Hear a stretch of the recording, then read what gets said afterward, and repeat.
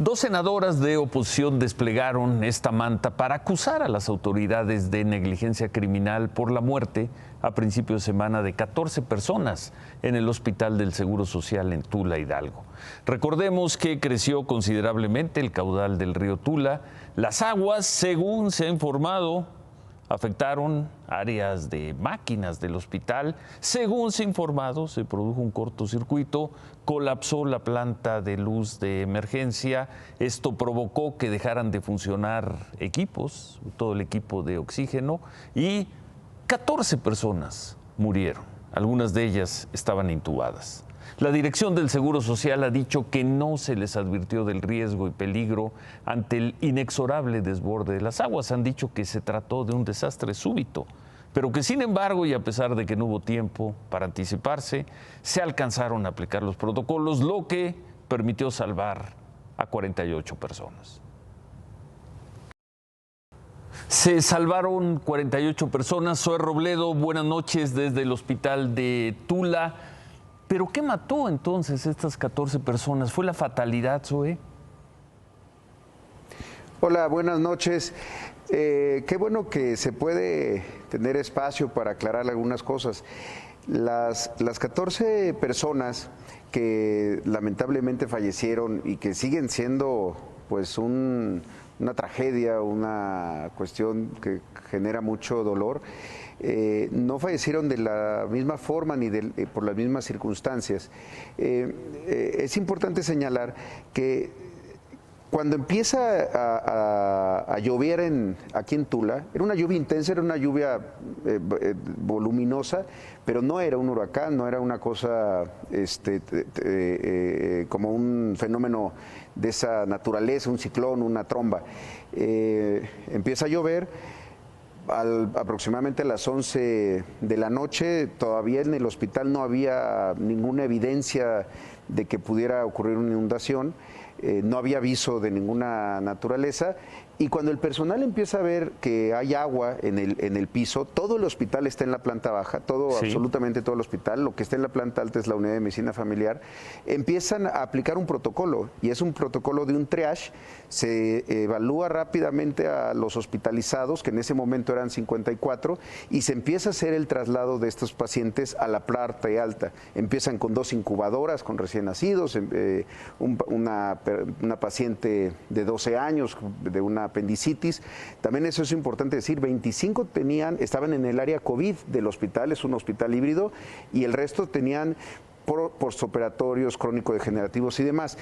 No había 14 personas intubadas. Tan así es que suben a muchos de los pacientes COVID alrededor de la 1 de la mañana, por lo que me han ido relatando todo el personal.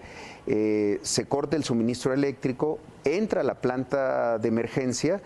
La planta de emergencia es un motor, como si fuera un motor de tráiler que funciona a diésel para situaciones de emergencia justamente, y la planta está operando mientras el personal, mientras va subiendo el nivel del agua, sigue movilizando a los pacientes a la parte de arriba. Había una sola persona intubada con ventilación mecánica, con intubación.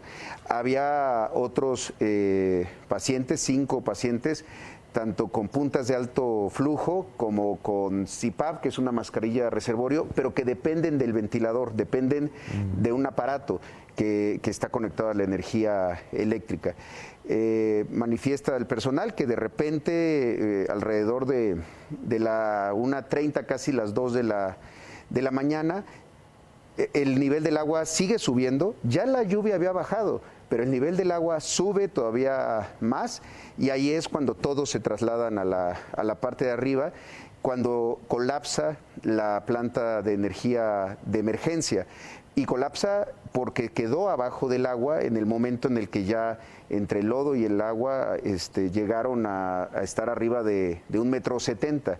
Ya la planta nunca se quedó sin diésel ni nada, simplemente cuando el respirador como de cualquier motor se llena de agua, se ahoga y se apaga. ¿Por qué mueren entonces 14 personas, Zoe? ¿Por qué mueren 14 personas si ya se estaban aplicando los protocolos?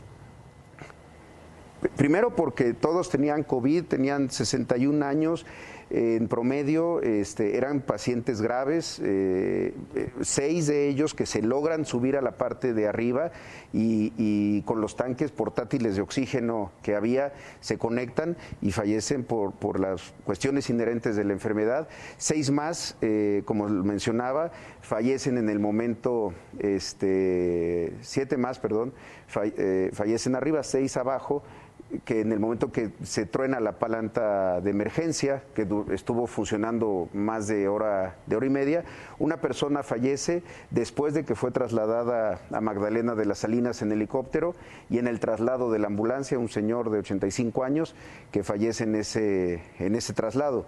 Todos los fallecimientos fueron, digamos, de pacientes que estaban en el hospital por COVID.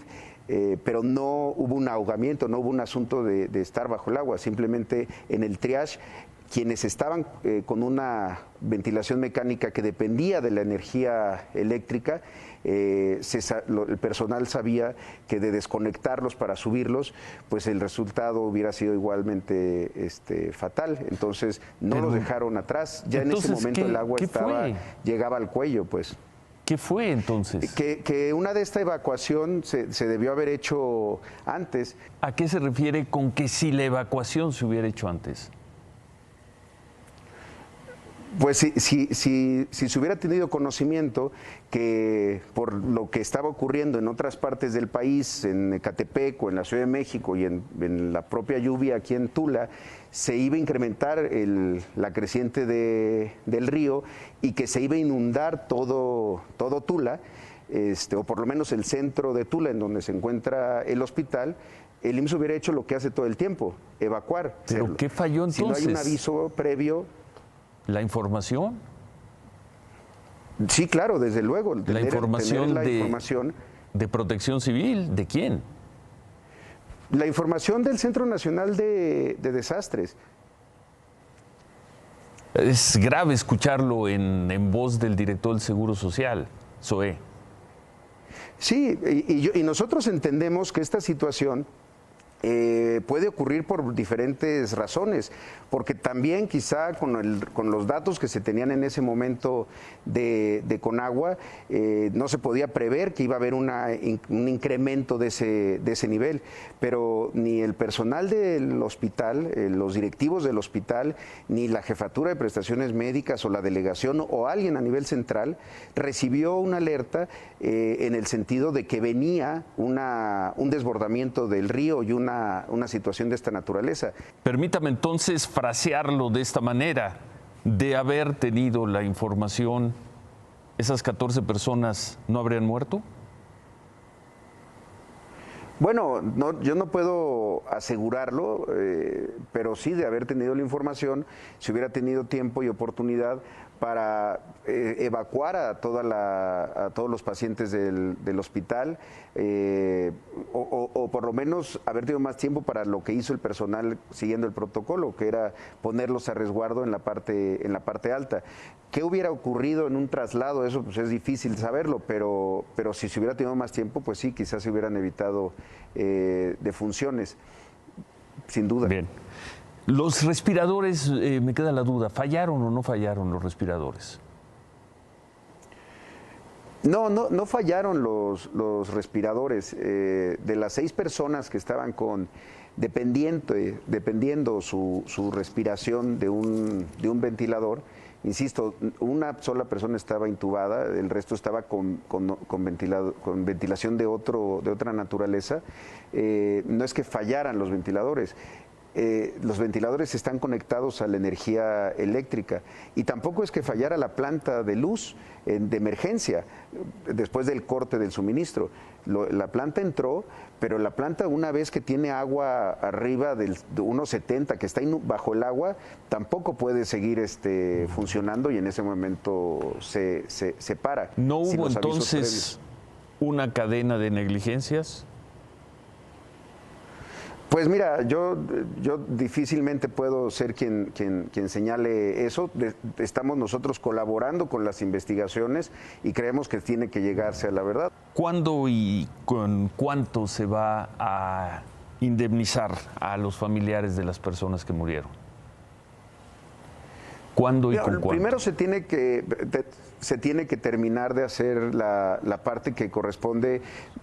Hoy se terminó de hacer la entrega de los cuerpos a los familiares. Había quienes principalmente eran pensionados del Seguro Social, quienes estaban en el hospital. Había otros que eran beneficiarios, personas de edad avanzada, pero que se tienen que revisar en todos los casos la pensión a quien le corresponde y demás, y además de otros apoyos de los gastos funerarios y otros apoyos, el programa de deudos. Y después se tiene que hacer una revisión para hacer una indemnización. Bien. Pero primero se tiene que hacer lo que es que está por ley establecido en el Seguro Social en términos de los derechohabientes y las condiciones de la derechohabiencia. Gracias, Zoé. Buenas noches. Muy buenas noches, Ciro. Bueno, la explicación de la autoridad, ahí está.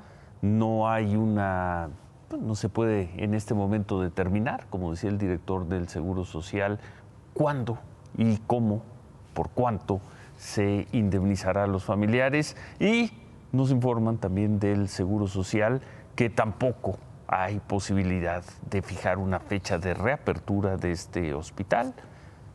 Nos dicen que los servicios se seguirán dando en hospitales cercanos, pero que hoy no se puede fijar una fecha para la reapertura. Fuertes palabras del director del Instituto Mexicano del Seguro Social, haciendo señalamientos a la falta de información, a la falta de anticipación, a la capacidad de diagnóstico que tuvieron los responsables de manejar la información meteorológica.